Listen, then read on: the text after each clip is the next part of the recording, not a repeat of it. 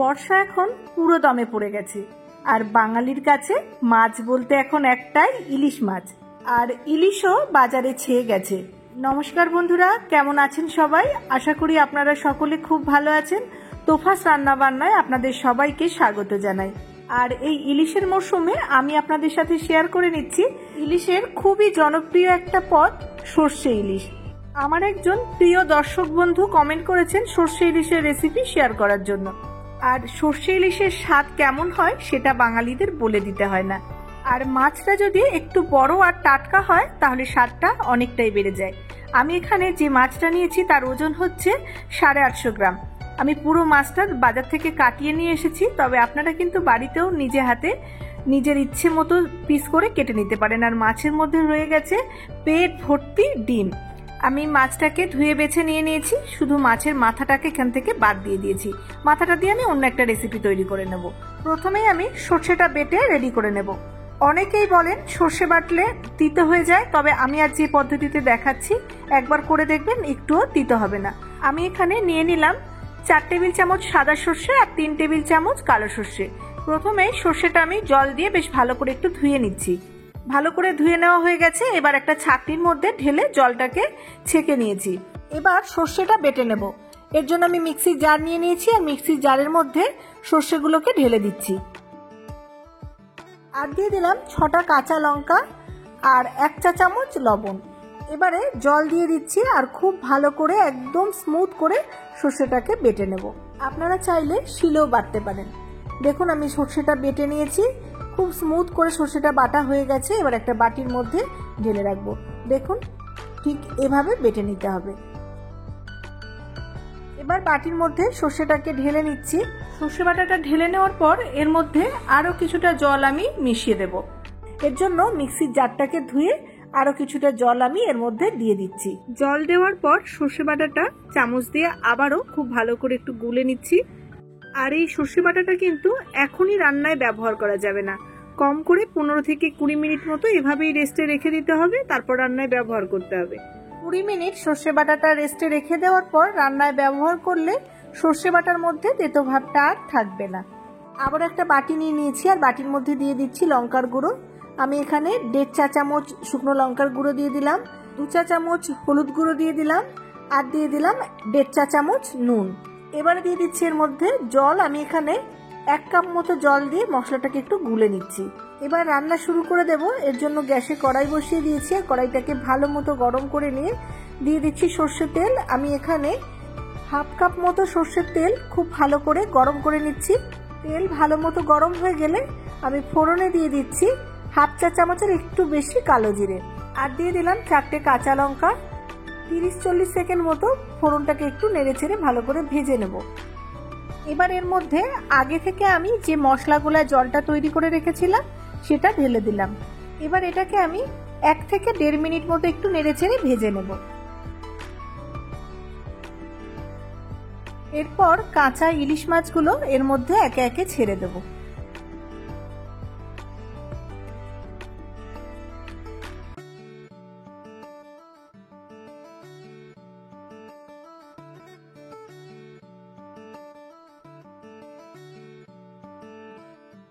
সব মাছগুলো একে একে কড়াইয়ের মধ্যে সুন্দর করে সাজিয়ে দিয়েছি। এবার 1 থেকে 2 মিনিট মতো মাছগুলোর এক পিঠ ভেজে নেব।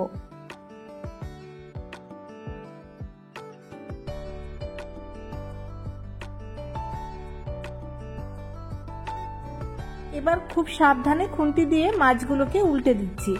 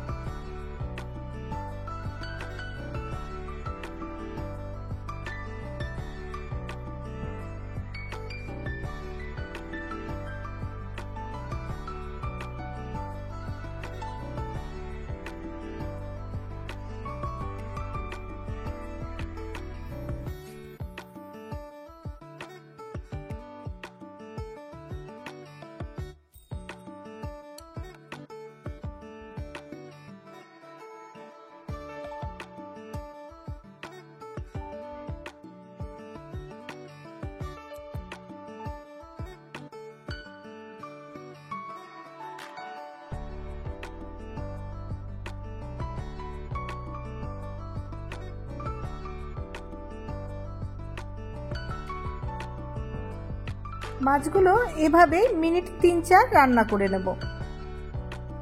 এবার মাছের মধ্যে সর্ষে বাটাটা ঢেলে দেব। অনেকেই আছেন যারা গ্যাস অম্বলের সমস্যার জন্য সর্ষে বাটা খেতে পারেন না, তারা সর্ষেটাকে ব্লেন্ড করে নিয়ে অথবা বেটে নিয়ে ছাঁকনিতে খুব ভালো করে ছেঁকে খোসাটা বাদ দিয়ে নিতে পারেন। এর মধ্যে আমি বাটি ধুয়ে আরও 1 কাপ মতো জল দিয়ে দেব। এবার খুন্তি দিয়ে একটু নেড়েচেড়ে মিডিয়াম টু হাই ফ্লেমে 7-8 মিনিট মতো একটু ফুটিয়ে নেব। অনেকেই সর্ষে ইলিশ পেঁয়াজ রসুন দিয়ে রান্না করেন, এতে ইলিশ মাছের স্বাদ ও গন্ধ দুটোই নষ্ট হয়ে যায়।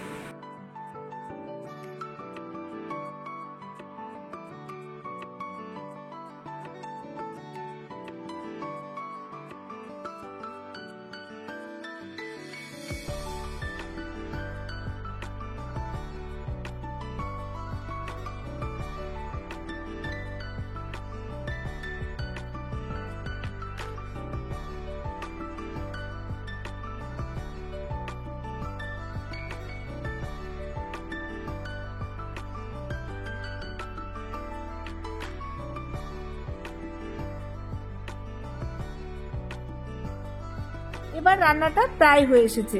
রান্না থেকে সুন্দর যখন এরকম তেল ছেড়ে দেবে তখন এর মধ্যে দিয়ে দেব কয়েকটা চেরা কাঁচা লঙ্কা।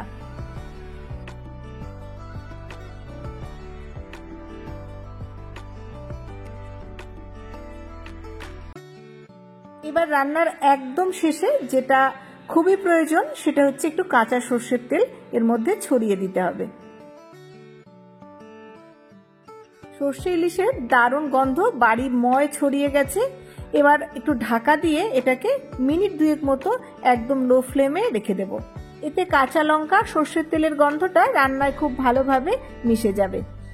এখন কিন্তু সর্ষে ইলিশ সম্পূর্ণ রেডি হয়ে গেছে, আর আপনারা দেখতেই পেলেন কত সহজে রান্নাটা হয়ে গেল।